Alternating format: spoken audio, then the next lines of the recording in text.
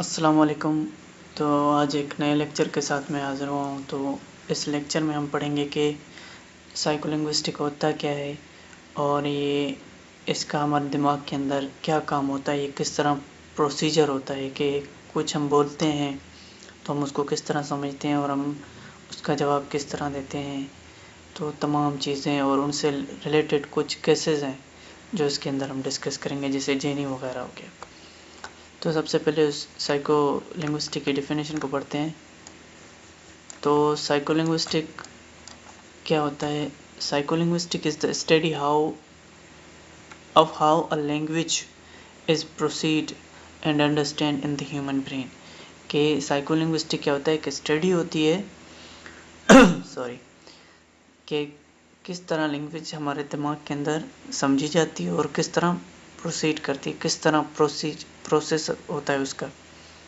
It explores the topics like a language acquisition, comprehension and production। ये जो है इससे मतलब टॉपिक निकलते हैं जैसे समझते हैं हम, जो पढ़ते हैं। लैंग्वेज एक्विजिशन हो गया कि लैंग्वेज किस तरह एक बच्चा या इंसान सीखता है, बड़ा या बच्चा। कंप्रीहेंशन किस तरह समझता है और प्रोडक्शन यानी किस तरह प्रोड्यूस करता है। तो उससे एक जो है ना काइंड है जिसमें कहते हैं लैंग्वेज कंप्रीहेंशन। लैंग्वेज कंप्रीहेंशन क्या है? कि language comprehension is how we understand others what others are saying. कि हम लैंग्वेज कंप्रीहेंशन में समझते हैं कि लोग जो अगला है, वो जो सामने वाला हमारे साथ बात कर रहा है, वो क्या कह रहा है। When someone speaks or write, our brain processes the words, grammar and the meaning to make sense of it all। यानी कि जब इंसान कोई भी बंदा कुछ बोलता है या लिखता है तो हमारा माइंड जो है, हमारा ब्रेन जो है प्रोसीजर करता है, उन वर्ड्स को समझता है, ग्रामर को समझता है और उनसे एक मीनिंग अखज़ करते हैं, मीनिंग बनाता है जिसको हम समझते हैं। It's like our brain super power that help us to understand the communicate with each other. ये इस तरह है कि हमारे ब्रेन के अंदर एक सुपर पावर है जो हमारी मदद करता है कि हम किस तरह समझते हैं, हम जो समझते हैं फिर और अकलों के साथ किस तरह हम कम्युनिकेट करते हैं। बेसिकली अगर कहा जाए कि मतलब लैंग्वेज कंप्रीहेंशन क्या है, कि वो एक प्रोसीजर मतलब कि समझने का जो प्रोसीजर है उसको हम लैंग्वेज कंप्रीहेंशन कहते हैं। किस तरह हमारा ब्रेन जो है ना लिखा हो या कोई बोल रहा हो उसको किस तरह प्रोसेस करता है और हमारे दिमाग के अंदर जो है ना वर्ड्स और ग्रामर सबको एक्यूरेट यानी एक प्रॉपर वे में ला कर एक मीनिंग बनाता है, फिर उसको हम समझते हैं, फिर उसके ज़रिए हम कम्युनिकेट करते हैं। और लैंग्वेज एक्विजिशन क्या होता है? कि लैंग्वेज सीखते कैसे हैं। मतलब अगर बच्चा होता है तो language acquisition babies begin by listening to the sound around them and imitate them through the babbling. यानी कि लैंग्वेज एक्विजिशन किस तरह होता है? जब एक बच्चा सुनने लगता है आवाज़ जो उसके इर्द गिर्द होती है, फिर वो क्या करता है, उसको कॉपी करता है, उसको बबलिंग करता है। तो एज इट इज़ वैसा तो प्रोड्यूस नहीं कर पाता, लेकिन समहाउ उस जैसा।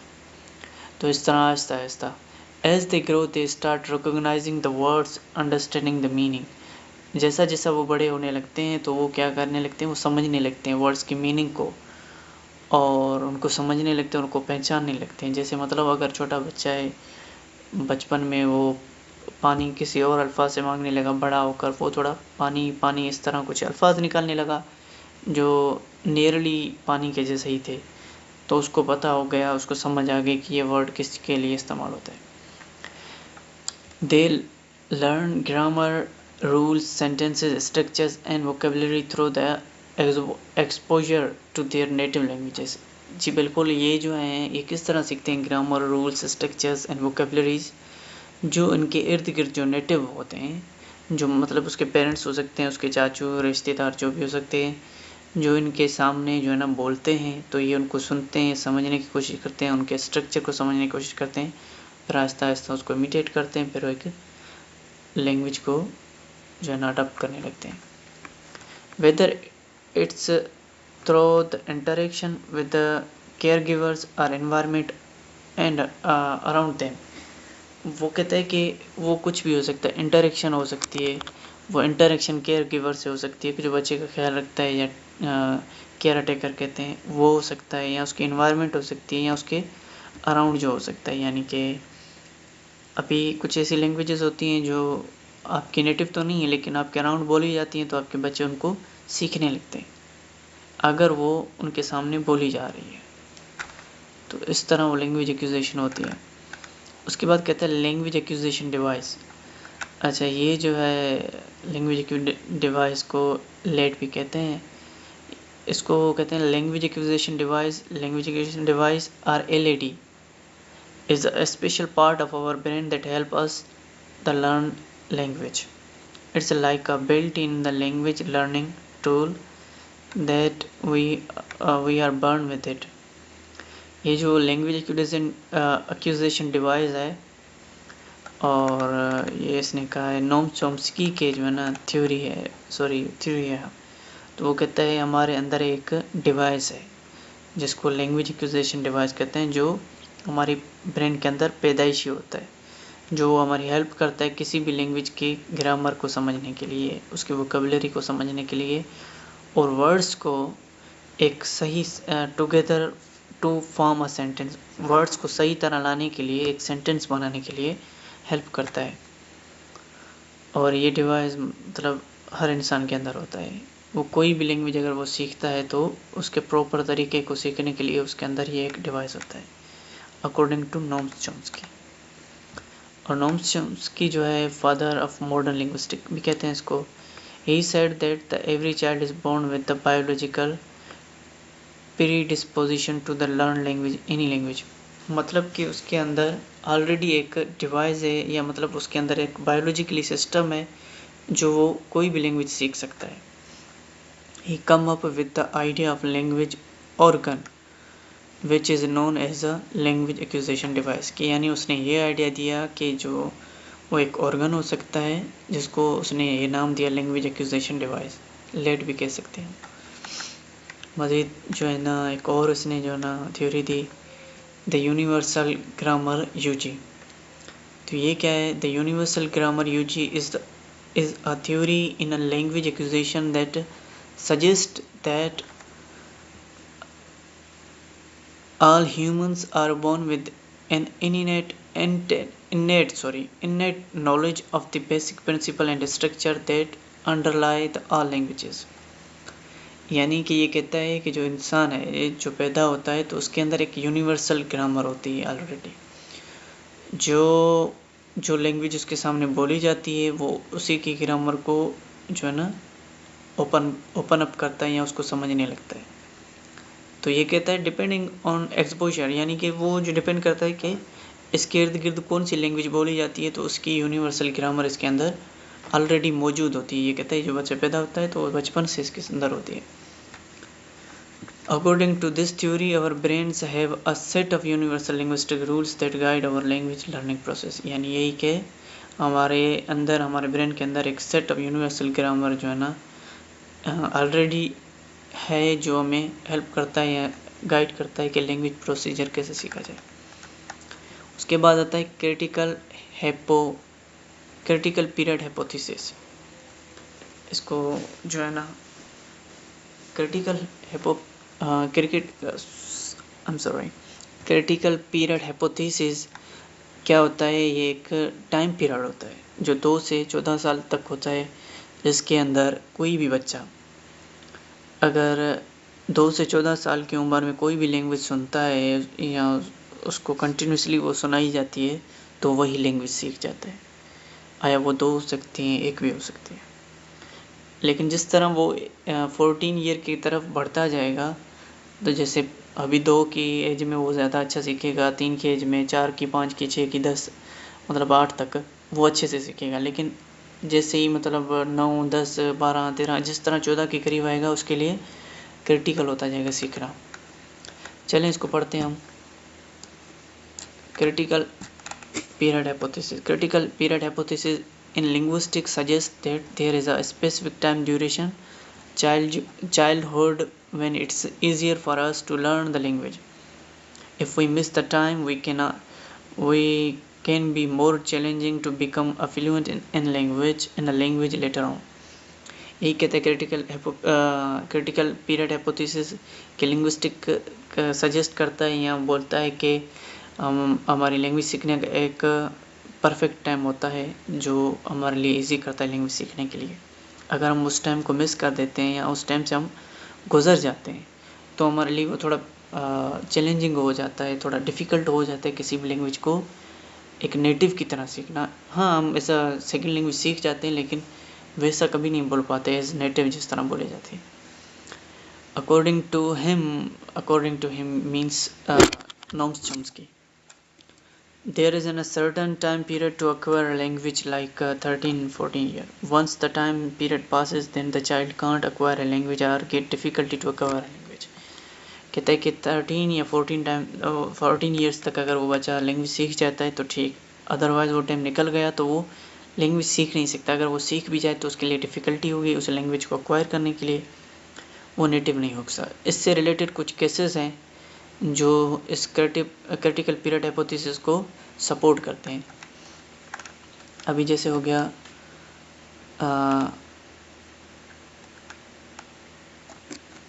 सम केसेस टू सपोर्ट CPH यानी क्रिटिकल पीरियड हाइपोथेसिस।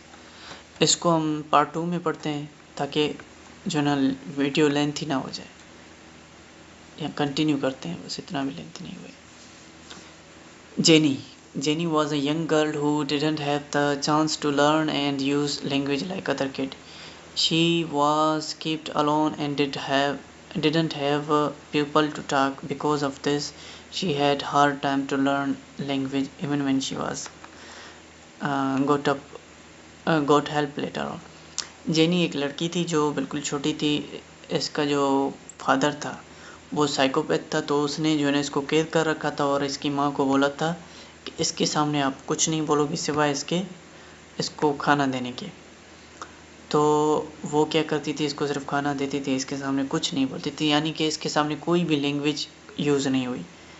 तो जब इसकी माँ को मौका मिला, जब ये ऑलमोस्ट 14 ईयर की हो चुकी थी, तो इसकी माँ ने मौका देखकर वहाँ से भाग गई बच्ची को लेकर। खैर उसके बाप को तो शायद जेल हो गई, लेकिन इसको बाद में बहुत से जो है ना लिंग्विस्ट वगैरह आए इसको जो है ना लैंग्वेज सिखाने के लिए, लेकिन वो लैंग्वेज सीख ना सकी। वैसी जो एक नेटिव बोलते मतलब वो अल्फाज नहीं बोल पा रही थी। दूसरा केस है विक्टर का। Victor was a boy who lived in the wild and didn't have much exposure to human language. Victor छोटा बच्चा था जिसको जंगल में छोड़ा गया था और जो है कि इसके सामने कोई भी ह्यूमन लैंग्वेज का इस्तेमाल नहीं हुआ। He didn't learn language like kids normally do. जिस छोटे बच्चों की तरह ये कोई लैंग्वेज नहीं सीख सका। When the people found him they tried to teach him but it was difficult for him to fully learn a language. जब ये किसी जंगल में जब लोग शिकार करने गए थे तो इन्होंने इसको देखा, तो वो इसको जब हॉस्पिटल में लाए और इसके सामने लैंग्वेज बोलने की कोशिश की तो वो नहीं सीख सका फुली और डिफ़िकल्टी हुई इसके लिए। लैंग्वेज प्रोसेसिंग क्या होता है? Language processing involves the 3 main aspect: comprehension, formulation and articulation. Language processing किस तरह होता है, मतलब लैंग्वेज किस तरह हमारे ब्रेन के अंदर प्रोसेसिंग करती है, उसके जो ना 3 एस्पेक्ट्स हैं, कंप्रीहेंशन है, फॉर्मुलेशन है और आर्टिकुलेशन है। Comprehension I think we have already studied. तो कंप्रीहेंशन क्या होता है? Comprehension this is the process of understanding a language when it is spoken और रिटन। कंप्रीहेंशन एक प्रोसेस होता है जिसके अंदर समझने की वो होती है, प्रोसेस होता है कि हमारे अंदर लैंग्वेज किस तरह समझी जाती है, वो चाहे रिटन हो या स्पोकन हो। Our brain analyzes the sound and word we hear and recognize the meaning of those words and interpret the overall the message। हमारा जो ब्रेन होता है वो एनालाइज करता है साउंड को, जो साउंड निकल रहा है, फिर उस साउंड से कौन सा वर्ड बन रहा है, फिर उसको रिकॉग्नाइज करता है, फिर उसकी मीनिंग को रिकॉग्नाइज करता है, उसको स्ट्रक्चर देता है, फिर हम जो है ना इंटरप्रेट करते हैं यानी उसको एक्सप्लेन करते हैं, उसको मज़ीद समझ जाते हैं उसका message.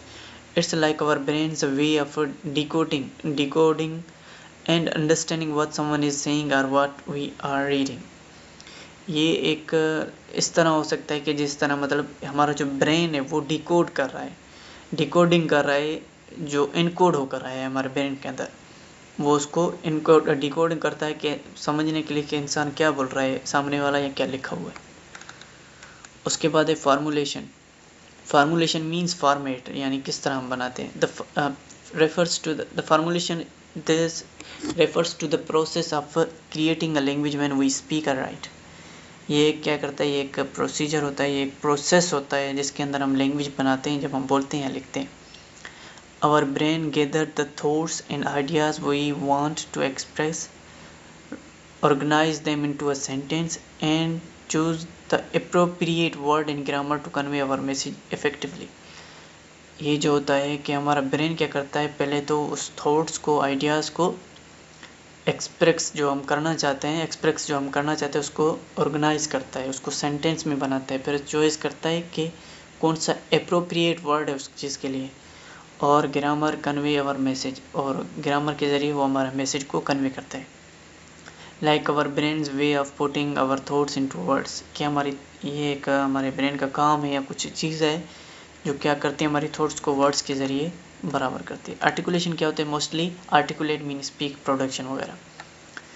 This is a physical aspect of language processing, ये एक फ़िज़िकल एस्पेक्ट होता है, यानी कि इसके अंदर एक हमारे ऑर्गन्स जो होते हैं वो फिज़िकली वो करते हैं। वो जो है ना, वो जो पिछले थे वो एक फिज़िकली नहीं है, वो एक ब्रेन के अंदर हिडन या कहते हो हिडन प्रोसीजर होता है। यहाँ पे एक फिज़िकल प्रोसीजर है, where we produce the sound and words to communicate our message. ये एक फिज़िकल जो है ना प्रोसीजर होता है जिसके अंदर हम प्रोड्यूस करते हैं साउंड्स और वर्ड ताकि हमारा मैसेज प्रोड्यूस हो सके, बोला जाए। Our brain coordinate the movement of our speech organs such as tongue, lips, vocal cords and produce the specific sound needed for speech. ये जो हमारा ब्रेन होता है वो कोऑर्डिनेट मूवमेंट करता है, एक मूवमेंट करता है, उसको समझ मतलब एक प्रोसीजर करता है कि कौन से वर्ड के लिए कौन सा जो है ना ऑर्गन हिलाना है या उसको बुलाना है, अपर लिप से, लोअर है, वोकल कॉर्ड से या टंग है, इसको किस तरह मतलब मैनेज करके एक साउंड प्रोड्यूस करना है जो साउंड उस चीज़ के लिए रिक्वायर्ड है। It's like our brain way of turning our formulated thoughts into spoken word. ये इस तरह है कि हमारा जो ब्रेन है, जो हमने फॉर्मेट बनाया है ब्रेन के अंदर, उस थॉट्स को इनटू वर्ड्स लाता है। ओके, लास्ट है the theory language is essential for thought. The theory that language is essential for thought is known as a Sapir Whorf hypothesis. ये एक थ्योरी है, the language is essential for thoughts, की यानी thoughts के लिए, सोच के लिए लैंग्वेज ज़रूरी है। ये स्पायर-वोल्फ हाइपोथेसिस, ये दो बड़े लिंग्विस्ट थे, उन्होंने एक थ्योरी दी जिसमें उन्होंने ये कहा कि जो है ना हमारी सोच के लिए लैंग्वेज का होना ज़रूरी है। अवर लिंग्विस्टिक रिलेटिविटी भी इसको कहते हैं यहाँ। This theory suggests that the structure and the vocabulary of a language we speak can shape and influence the way we think about the world. यानी कि जो लैंग्वेज है या वो जो वर्ड्स हैं वो शेप देते हैं हमारी सोच को, कि हम दुनिया के बारे में क्या सोचते हैं। मतलब जब हम बोलते हैं तो मतलब हमारी सोच ज़ाहिर होती है, तो हम दुनिया के बारे में क्या सोचते हैं वो सामने आ जाता है। और क्या कहता है, इन अदर वर्ड्स, इसके अलावा इस तरह भी कैसे होता है, the language we use can effect our perception, categorisation and understanding of the world around us. ये जो है हम असर करती है, लैंग्वेज असर करती है कि हमारी सोच पर, कैटेगराइजेशन पर, अंडरस्टैंडिंग, कि हम दुनिया को समझते कैसे, हम दुनिया को देखते हैं कैसे, हम दुनिया के बारे में क्या नज़रिया रखते हैं। It suggest that the language is not just a tool for a communication but also a fundamental aspect of how we conceptualize